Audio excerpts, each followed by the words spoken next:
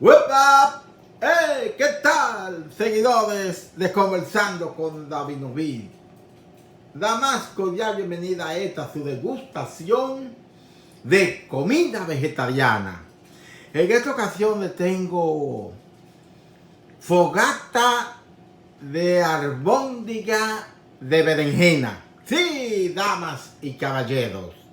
Ese es el nombre de este nuevo exquisito plato de fogata de albóndiga de berenjena.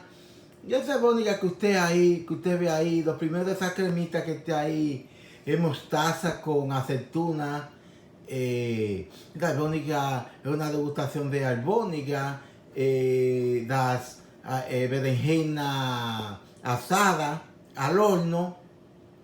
Se majaron bien, se le echó 3 granos de ajo, una porción de una cucharita pequeña de orégano, cebolla rallada, y para dar esa consistencia se le ligó con pan rallado con queso de parmesana, y después se introdujo en el air fryer, que es donde usted fríe sin aceite, y esto está exquisito.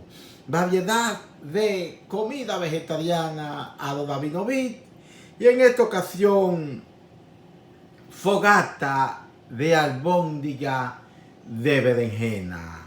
Un poquito de arroz en el medio con un pequeño ají y a disfrutar de fogata de albóndiga de berenjena. Que Dios Todopoderoso nos siga bendiciendo, nos dé su paz y su amor. Lo quiero mucho.